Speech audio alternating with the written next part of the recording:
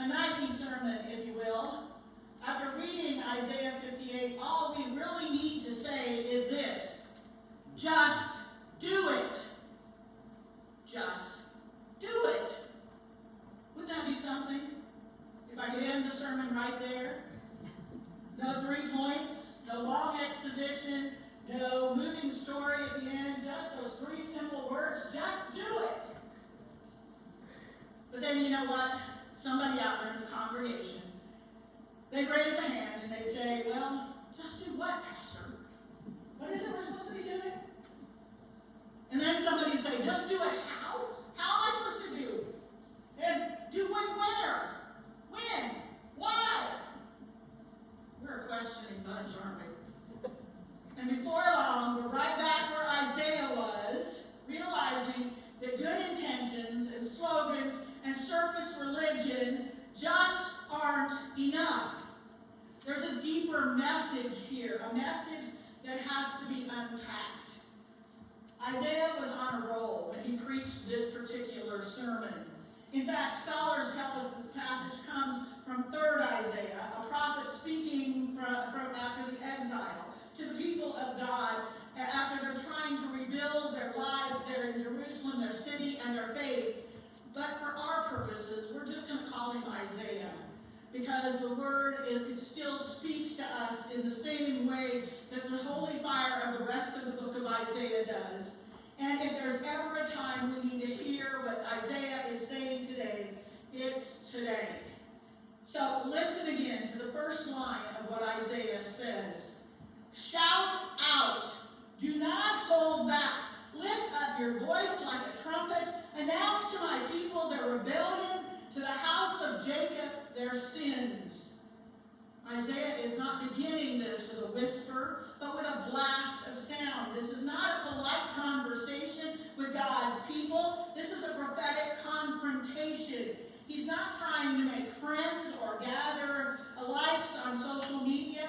He's calling out a community that's forgotten what worship is all about. And here's what Isaiah's message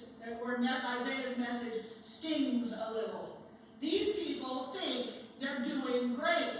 They think they're doing everything God is telling them to do. They think they're religious. They're worshiping. They're fasting. They're showing up on time to worship. They're singing their songs. They're bowing their heads. Outwardly, they're doing all the right things. But inwardly, their faith has become all about themselves. God says through Isaiah to them, day after day they seek me and delight to know my ways, as if they were a nation, as if they were a nation that practiced righteousness. As if. Those 2 little words, they're piercing. As if they were faithful. As if they were just. As if their worship reflected their lives. They're talking the talk. They're not walking the walk. It's a performance without power, a spirituality that's forgotten its purpose. And Isaiah turns his attention to the question of their fasting. Fasting was and still is an act of worship. It's a spiritual discipline, a way of saying, God, you are my sustenance. Your presence is more important to me than my own comfort. Isaiah turns his attention to that fasting. And in Isaiah's day, fasting had become performance. The people fasted, but they did it with their own self-interest. The piety was a photo op to make sure everybody who saw them knew that they were fasting before God. Isaiah said, look, you serve your own interest on your fast day, and then you go out and you oppress your workers. Ouch.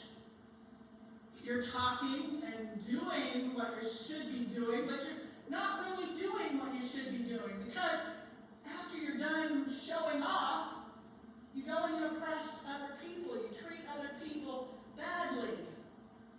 They were bowing in the temple while exploiting others in the marketplace. They were humbling themselves before God while humiliating others in their daily lives. Worship had become a transaction, something they did to get what they wanted. from God. We know that tension, don't we? If we're honest, we know that tension. We won't say it out loud. We won't admit to it up front. But sometimes we treat worship like it's a vending machine, right? God, if I say this, then you'll give me this. Put in the prayer, get out the blessing. Show up on Sunday and expect smooth sailings on Monday. And when things don't go our way, we ask, God, why didn't you notice how good I was this Sunday? Why don't you see how humble I'm being? And Isaiah says, because your worship stops at the sanctuary door. Your worship is stopped before you really get in there and you're really worshiping me. Their Sunday behavior didn't spill over into their Mondays or any other day of the week. And it's all about them. Isaiah's remedy is simply startling and profoundly difficult for many of us. Get out of yourself.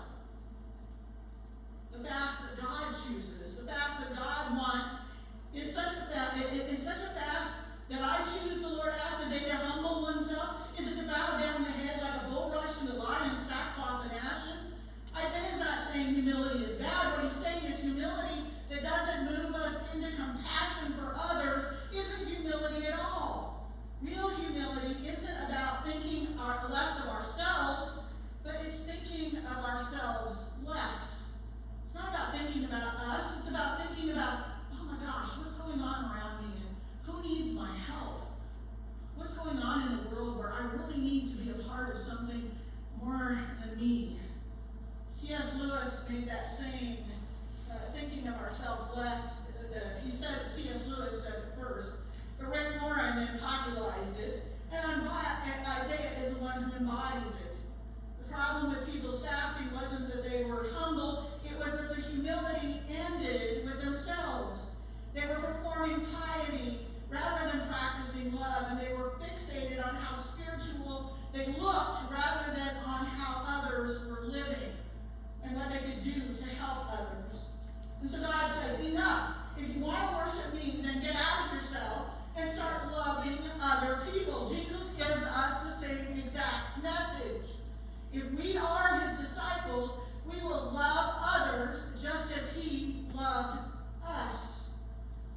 Then comes the heart of the passage, the place where God redefines worship itself. Is not this the fast that I chose, to loose the bonds of injustice, to undo the thongs of the yoke, to let the oppressed go free, and to break every yoke?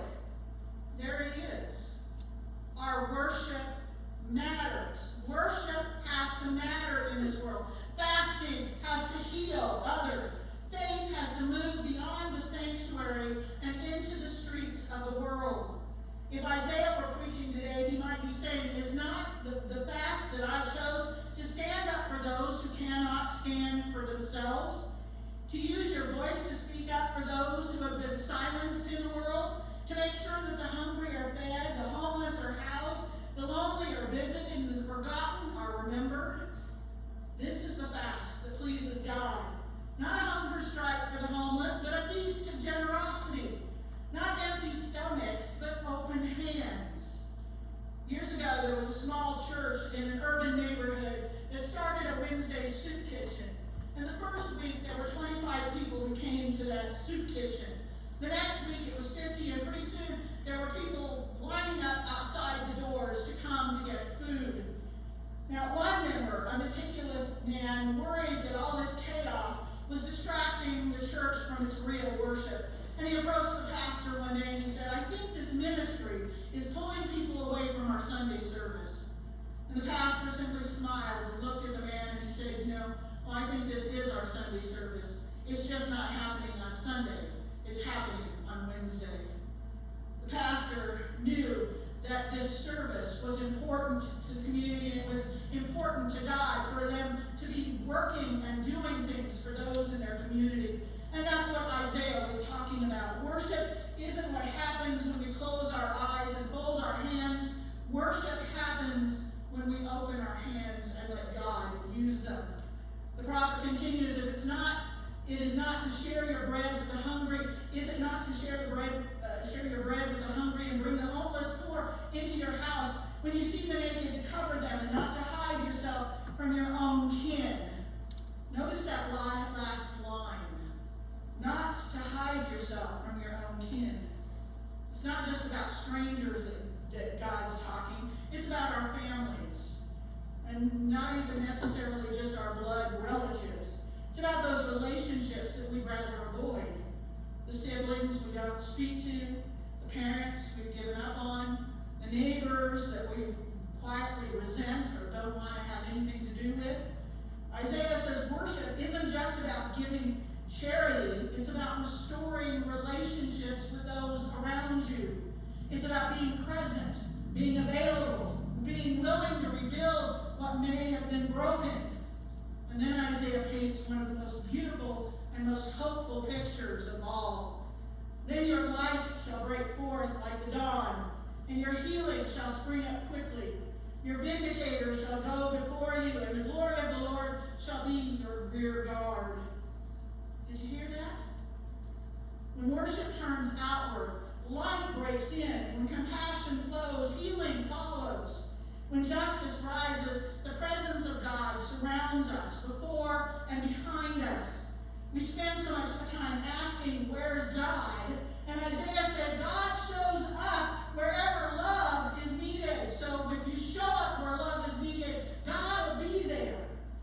If you want to find God, don't just look up, look out. Look to the hungry, to the hurting, to the forgotten, to the lonely, because God's already there waiting on us. There's a story from post-war Europe about a small village that was bombed almost to the ground. Among the rubble stood a statue of Jesus Christ in front of the church, and that statue, the arms had been broken off in the blast. Someone posted a note a sign beside it, and it read, Christ has no hands other than ours. That's Isaiah 58 in one single sentence. God's light breaks forth when we become the hands of Christ in a hurting world. Today, toward the end of the passage, Isaiah turns his prophetic poetry into a construction project for us. Your ancient ruins shall be rebuilt. You shall raise up the foundations of many generations. You shall be called the repairer of the breach, the restorer of the streets to live in. Repairers of the breach, restorers of the streets. That's who God calls us to be. There are breaches everywhere we look in our world. Political, racial, economic, emotional, families that are divided, communities that are at odds, nations that are tearing each other themselves apart. And yet Isaiah says, you shall be called the repairers. Not destroyers, not critics, not spectators, but repairers. Imagine being remembered not for what you owned or who you impressed, but for what you repaired, for the people that you reconciled, the bridges you rebuilt, the hope you restored. A few years ago, when we think about it, a church that was in a struggling neighborhood, it decided that it needed to clean up its neighborhood.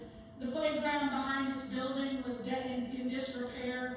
Things were looking down, and so the community was skeptical as to what was going to happen.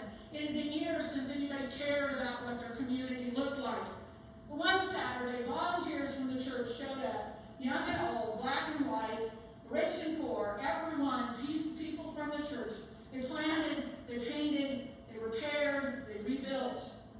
Children watched as the space there in that park and around the church was transformed.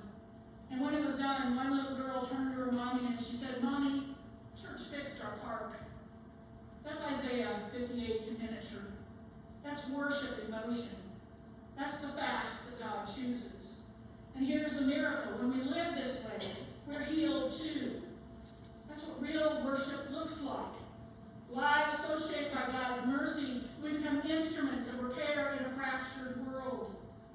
Isaiah promises us that when we pour ourselves out for others, the Lord will guide you continually and satisfy your needs in parched places and make your bones strong, and you shall be like a watered garden.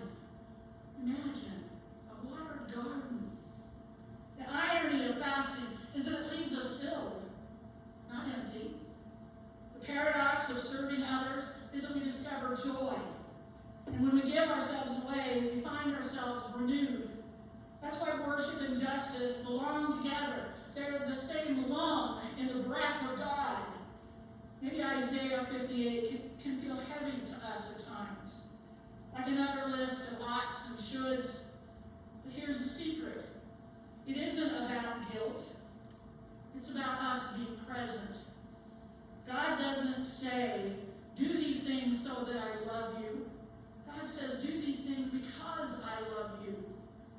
When we get out of ourselves, when we lift the burdens of others, we're not earning God's favor. We're stepping into God's presence. It's grace first and action second. That's why Jesus began his ministry by quoting Isaiah 61, a passage that echoes Isaiah 58. The Spirit of the Lord is upon me, because he has anointed me to bring good news to the poor, to proclaim release to the captives, and recovery of sight to the blind. Jesus didn't just read Isaiah, he embodied Isaiah. He healed, he restored, he reconciled, and then he handed off that calling to all of us, his followers. And here's the good news. God doesn't ask us to be perfect at it. He just asks us to participate, to be a part of what he's doing in this world. We don't have to fix everything. We just have to be willing to start, to listen for those places where we're needed, to start with one act of mercy, one word of truth, one step towards reconciliation. That's the fast that God chooses for us. Isaiah began with a shout. Shout aloud, do not hold back. Maybe it's time for us to start raising our voices again, not in complaint or in condemnation or looking for the negatives in our world, but in compassion and with conviction. We live in a world full of ruins and breaches, but we also live in a world that's full of possibilities, because God is not done rebuilding. And the tools for that rebuilding, they're in our hands. Every meal we share, every burden we lift, every injustice that we confront, every tear we wipe away from those who are suffering, it all becomes worship. We are the repairers of the breach. We are the restorers of the streets that we live in. We are the living sermon that our world needs to see. So maybe, just maybe, this really is a Nike sermon after all. Just do it. Do justice. Love mercy. Walk humbly. And the light of God will break forth like the dawn. So let's just do it. Amen. Amen. All right. Questions. How can religious activity become a substitute for genuine faith and obedience? Why does God place such a strong emphasis on justice and caring for the needy, setting the oppressed free? There's some other questions there. Think about those questions.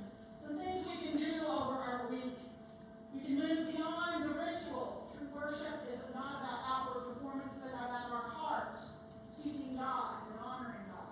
So think about how you're honoring God. Commit to justice and mercy, care for the needy, defend the oppressed, act with love. Evaluate a step you can take in the community to help those in need.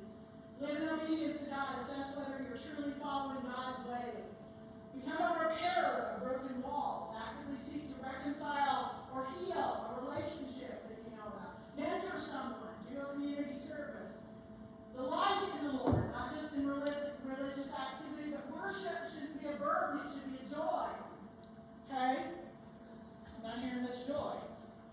Let's see some joy. Cultivate a relationship with God that's deep, personal, and transformative, so that when you come to church, you're excited about being here. Okay?